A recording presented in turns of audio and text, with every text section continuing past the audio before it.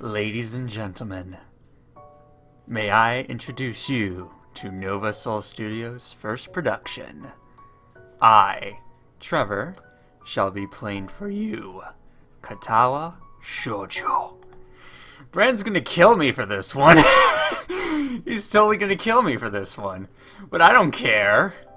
I don't care. He wanted content for this channel, and I am giving content to this channel. Though it might not be, just how long am I supposed to, I can't read. Just how long am I expected to wait out here anyway? I'm sure the note said 4 o'clock p.m.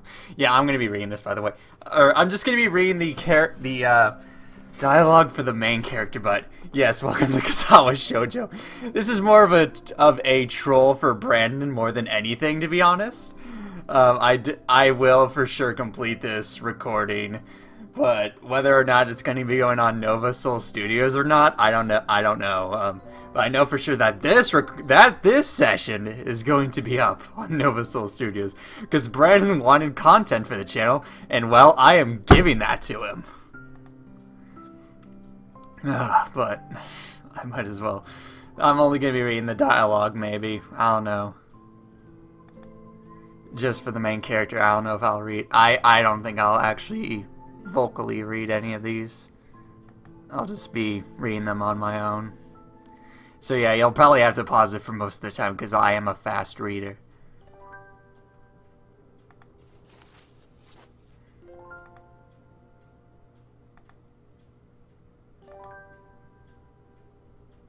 You know what? It'll be boring if this would be probably pretty silent if I just let the text go. So yeah, I'll read it. This is probably going to be like a 30-minute to 45-minute session. It's a voice I've listened to hundreds of times, but never as more than an eavesdropper to a conversation. I turn to face this voice, the voice of my dreams, and my heart begins to race. I need a drink. Who might you be? Iwanako? I got a note telling me to wait here. It was yours? I spent all afternoon trying to come up with a good line, and that was the result? Pathetic. A shy, joyous smile that makes me so tense I couldn't move a single muscle, even if I tried. No, yeah, might as well. Okay, what? I've never played this before, by the way. I've seen a Let's Play. I know the intro very well, but that's about it. That's all I can remember. My heart is pounding as if it were trying to burst out from my chest and claim this girl for itself. I'm pretty sure that's some sort of weird variation of the facehugger from Aliens. So, here we are, out in the cold. Once again, the wind stirs up the branches. I can't. The cacophonous, I don't know how to say some of these things, noise is music to my ears. Iwanako flinches ever so softly against the gust of wind. As it passes, she rights herself, as if supported by some new confidence. Her eyes lock with mine and she hazily twirls her long dark hair around her finger. All the while, the anxious beating of my heart grows louder. I guess you could consider this a reading? Bleh. I guess you could I can't speak today. I guess you could consider this a reading, maybe? I consider it a Let's Play because it's a video game. My throat is tight. I doubt I could even force a word out if I had tried.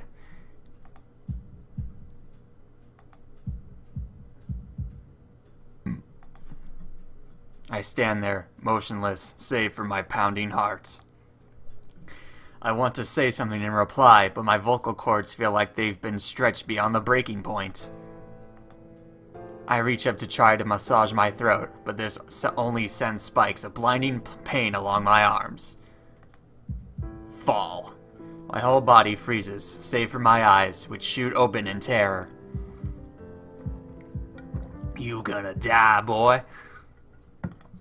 The beating in my chest suddenly stops, and I go weak at the knees. The world around me, the canopy of bare branches, the dull winter sky, Owanako running towards me, all these fade to black. The last thing I remember before slipping away are the sounds of Owanako screaming for help and the incessant clatter of the branches above.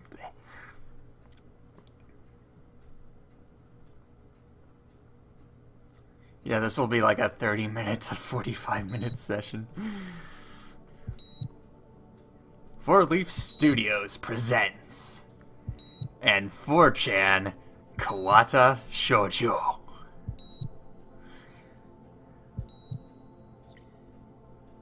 So yeah, here's our first anime cutscene.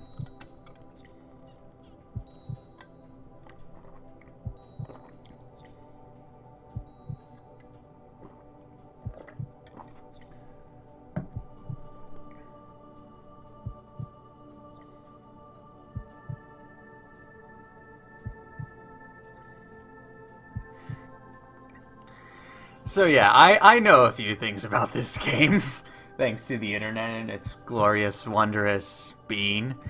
I know that this game is a romance visual novel. That's kind of why I chose it to be the first thing we put on Nova Soul Studios, was just to irritate Brandon.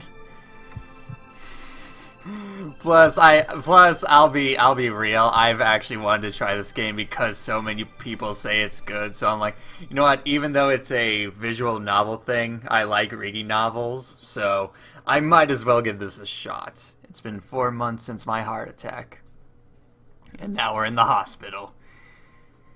In that whole time, I can probably count the times I've left this hospital room unsupervised on one hand. 4 months is a pretty long time when you're left alone with your thoughts, so I've had plenty of time to come to terms with my situation. Arrhythmia. I think that's how you pronounce that. A strange word, a foreign, alien one that you don't want to be in the same room with. A rare condition. It causes the heart to erratically and occasionally beat way too fast. It can be fatal. Apparently, I've had it for a long time.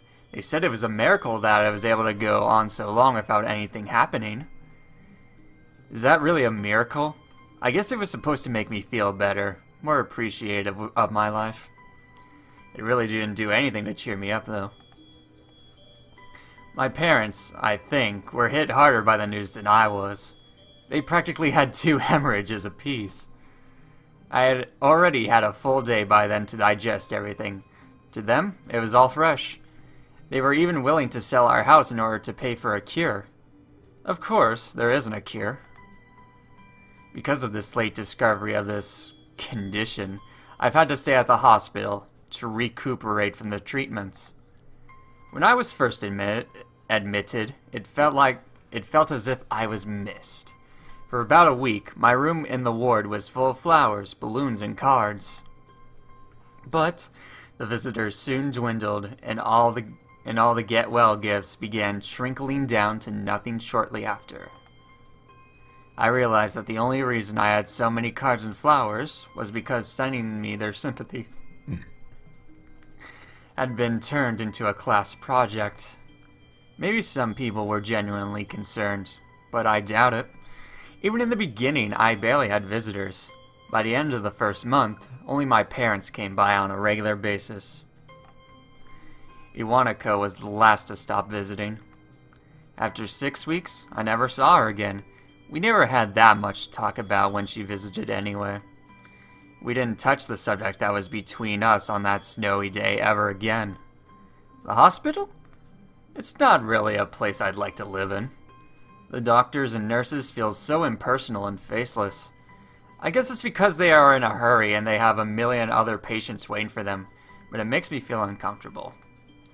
For the first month or so, I asked the head cardiologist every time that I saw him for a rough estimate of when I'd be able to leave. He never answered anything in a straightforward way, but told me to wait and see if the treatment and surgeries worked. So I idly observed the scar that those surgeries had left on my chest slowly change its appearance over time, thinking of it as some kind of omen. I still asked the head cardiologist about leaving, but my expectations are low enough now that I'm not disappointed anymore when I don't get a reply. The way he shuffles around the answers shows that there is at least some hope. At some point, I stopped watching TV. I don't know why, I just did. Maybe it was the wrong kind of escapism from my situation. I started reading instead. There's a small library at the hospital, although it was more like a storeroom for books. I began working my way through it, one small stack at a time. After consuming them, I would go back for more.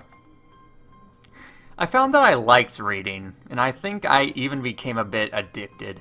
I started feeling naked without a book in my hands.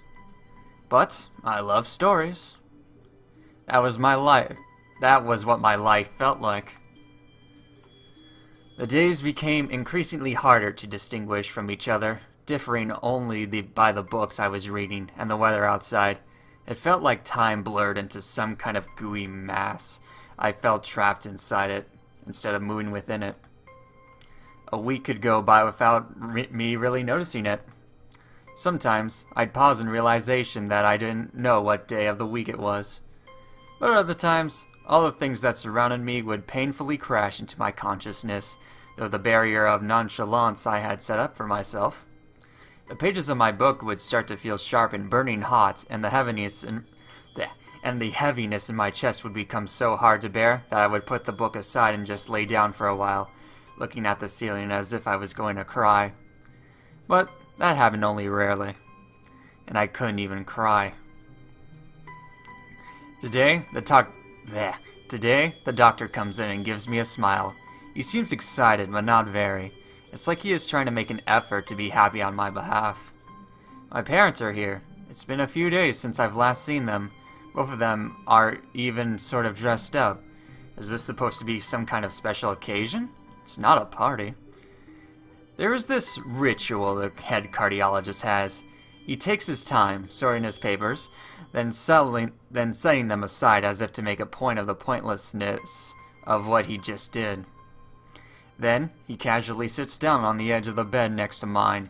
He looks me in the eye for a moment. "Hello, Hisao. How are you doing today?" I don't answer him, but I smile a little back at him. "I believe that you can go home now. Your heart is stronger now, and with some precautions, you should be fine. We have all your medications sorted out. I'll give your father the prescriptions." The doctor hands the sheet of paper to my dad, whose expression turns wooden as he reads it quickly. So many. I take it from his hands, and take a look myself, feeling numb. How am I supposed to react to this? The absurdly long list of medications staring back at me from the paper seem insurmountable. They all blend together in a sea of letters. That is lots and lots and lots of medications. This is insane. Side effects, adverse effects, contradictions, and dosages are listed line after line with cold precision. I tried to read them, but it's so futile. I can't understand any of it. I'm attempting to only make me feel sicker. Attempting to only makes me feel sicker. All this for the rest of my life? Every day? I'm afraid that this is the best we can do at this point. However, new medications are always being developed, so I wouldn't be surprised to see that list fade over the years. And now I'm giving him a German accent. Years. What kind of confidence booster is that? I'd have felt better if he hadn't said anything at all. Also, I've spoken with your parents, and we believe that it would be best if you don't return to your old school. What? Please, calm down, Hisao. Listen to what the doctor has to say. Calm down? The way he says it to me tells me he knew full well that I wouldn't like it. Am I going to be homeschooled? Hey, that's not that bad. Wait, I think I skipped one. Whatever my concern shows, it's ignored. We all understand your education role is paramount. However, I don't think that it's wise for you to be without supervision. At least, not until we are sure that your medication is suitable. So, I've spoken to your parents about the transfer. It's a school called Yamako Academy that specializes in dealing with disabled students. Disabled? What? Am I?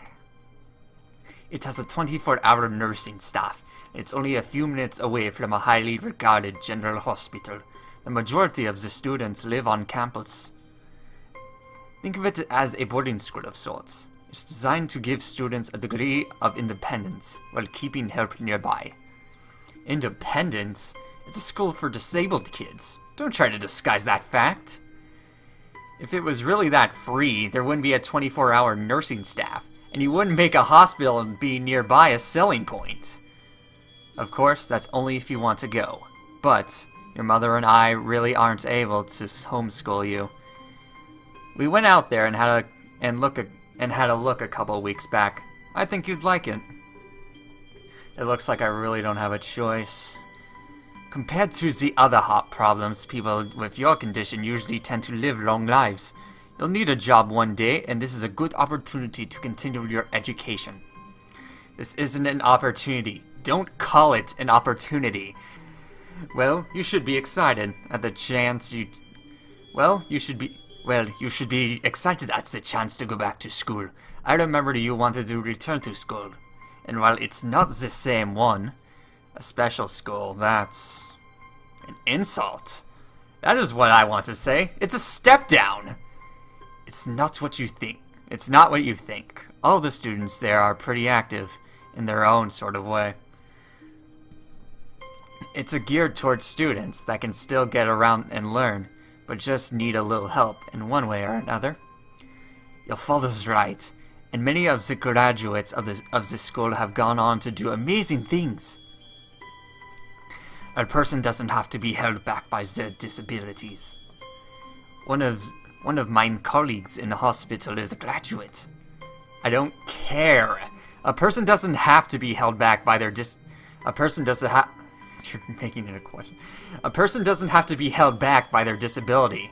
That's what a disability... I'm reading this all wrong. I don't care. A person doesn't have to be held back by their disability?